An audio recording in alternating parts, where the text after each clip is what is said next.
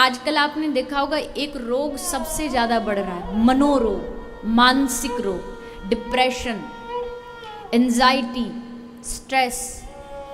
ये मनोरोग ठीक कैसे होगा? बोले साइकेट्रिस्ट के पास जाओ। साइकेट्रिस्ट आपको क्या करेगा? ज्यादा से ज्यादा क्या करता है साइकेट्रिस्ट? मनोवैज्ञानिक आपको एक नींद की दवाई दे देता है ताकि आपका ये जो मन जो राजधानी एक्सप्रेस की तरह भागता रहता है ये थोड़ा सा शांत हो जाए, नींद आ जाए। लेकिन नींद खत्म होने के बाद फिर क्या? फिर से वही चिंताएं आ जाएंगी। तो उस मन को अगर जड़ से कोई ठीक कर सकता है तो वो श्रीमद् भागवत जी, वो भगवान का सत्संग है। मन मूल से अगर बीमारी को ठीक करना है, दवाइयां सिर्फ शरीर को ठीक कर सकती हैं, मन को नहीं, बुद्धि को, चित्त को नहीं, हमारी मानसिक अवस्था को नहीं।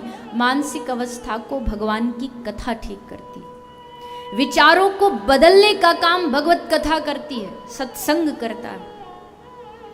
ये सत्संग हमें सिखाता है कि बहुत दौड़ लिए, जीवन भर दौड़ ही तो रहे। बताइए, कोई पैसे की दौड़ में दौड़ रहा है, कोई कमाने की दौड़ में दौड़ रहा है, कोई नाम कमाने की दौड़ में दौड़ रहा है। पैसों की भूख क्या लगी कि कमाने निकल गए।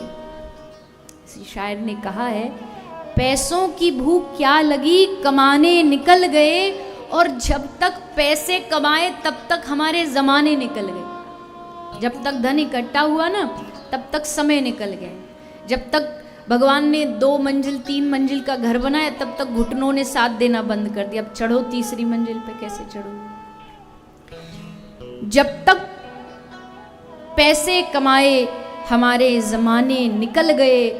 बच्चों के साथ बैठने की फुर्सत नहीं मिली, और जब फुर्सत मिली तो बच्चे कमाने निकल गए। जब तक हमें फुर्सत मिलती है, जब तक हमें समय मिलता है, तब तक उनका जीवन शुरू हो जाता है, वो अपनी कमाई में लग जाए। बस इसी भाग दौड़ में जीवन सब दौड़ रहे हैं। और आपकी पास ही वाला जो बड़ा अद्भुत नगर है ना, माया नगरी, इसमें तो कहा जाता है यहाँ 24 घंटे जिंदगी थमती नहीं, रुकती नहीं। हर आदमी दौड़ रहा है, कोई कमाने के लिए, कोई भोजन रोटी कमाने के लिए दौड़ रहा है, कोई रोटी पचाने के लिए दौड़ रहा है। दौड़ सभी रहे। पहले कमाएंगे ताकि अच्छे से अच्छा 5 स्टार में खा सके, और फिर खा खा के जब शरीर बढ़ता है फिर उसको पचाने के लिए फिर डॉक्टर कहता है भागो। अच्छा बड़े से बड़ा सेठ मर्सिडीज ला करके ना, वहाँ क्या बोलते हैं उसको, कौन सी ड्राइव है वो, वहीं वॉकिंग होती है ना सुबह सुबह, हाँ, तो वहीं जाकर मरीन ड्राइव, तो वहाँ जाकर के मर्सिडीज लगाएगा कोने में और फिर भागेगा पैदल पैदल। ये हमारी हालत।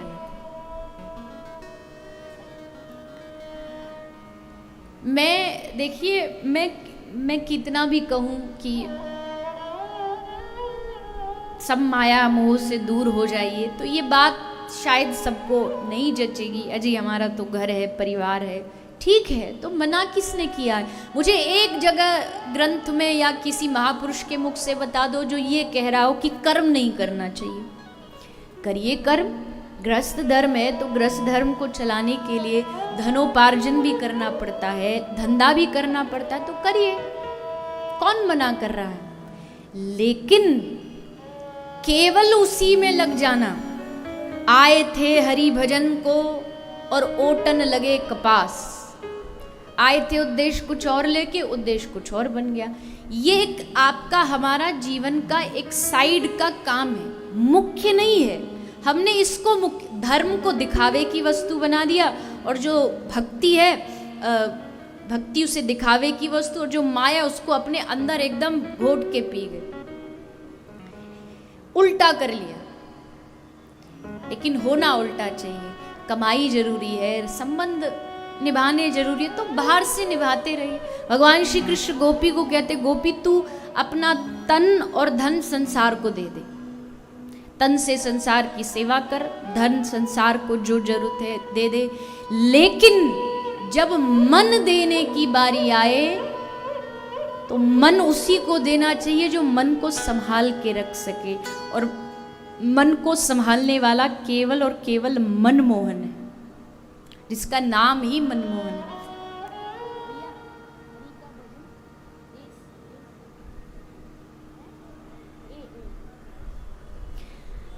भगवान कहते मन जब देने की बारी आए तो संसार को मत देना, मन मुझे देना।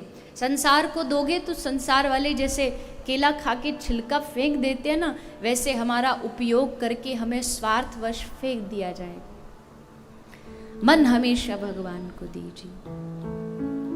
इसीलिए भले कोई कर्म करिए, भले नौकरी कर रहे नौकरी करिए, धंधा कर रहे धंधा करिए, पैसा कमा रहे पैसा भी आवश्यक है। मैं कैसे कह दूं कि पैसा जरूरी नहीं, अगर ये माइक में बोल रही हूँ तो ये भी पैसों से ही आया है, लेकिन कितना जरूरी है वो महत्वपूर्ण है, वो आवश्यक है।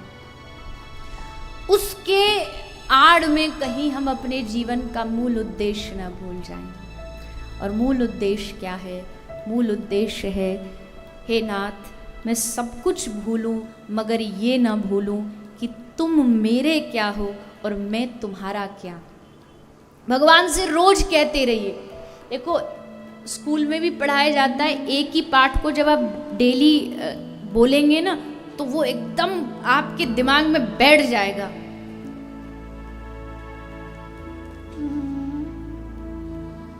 बोलने से वो चीज एकदम बुद्धि में बैठ जाती है। इसलिए भगवान के सामने रोज कम से कम एक बार तो जरूर कहिए कि हे प्रभु तू मेरा है, मैं नहीं हूं उनके। अभी कोई पत्नी को पूछे ना ये पत्नी किसकी है तो फटाक से बोलोगे मेरी है। भगवान के लिए फिर क्यों कंजूसी? हे नाथ तू मेरा है मैं तेरा, हे नाथ तू मेरा है मैं तेरा। बस ये बात अपनी बुद्धि में रोज बिठाइए। इस बुद्धि पे जब बार बार एक ही चोट पड़ेगी कि मैं आपका हूं मैं आपका हूं, तो धीरे धीरे इस बुद्धि को भी समझ आ जाएगा कि भैया अब ये मानेगा नहीं, ये ठान चुका है कि मैं उसका हूं मैं उनका। और सचमुच यकीन मानिए जितना दुलार जितना प्रेम श्री ठाकुर जी हमसे करते ना दुनिया में कोई नहीं करता, कोई नहीं करता।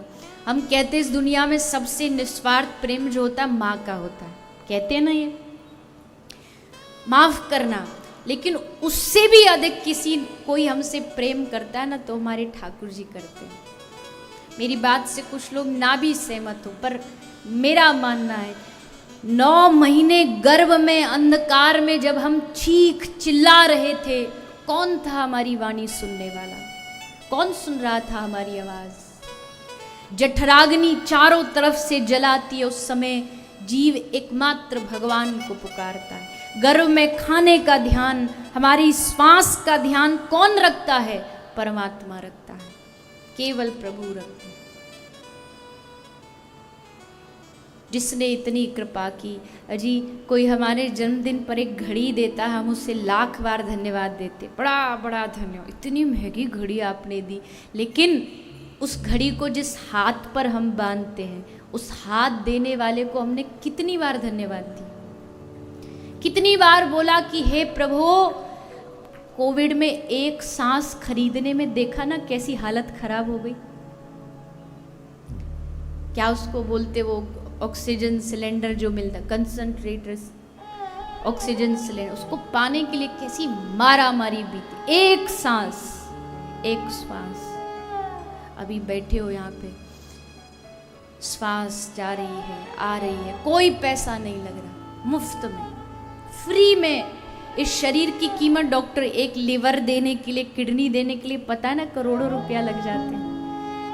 1 रुपया नहीं लिया उस परमात्मा ने हमसे, शरीर दे दिया, वाणी दे दी, बोलने का अधिकार दे दिया, हम खा पा रहे हैं, हम बोल पा रहे हैं, हम चल पा रहे हैं। कितनी बड़ी कृपा है उसकी हम पर। फिर भी अगर हम उसे भूल जाएं, नहीं। रोज मन को याद दिलाइए, बाकी सब रिश्ते तेरे बाद में बने हैं, पहला रिश्ता तेरा उससे है, पहला संबंध उससे है।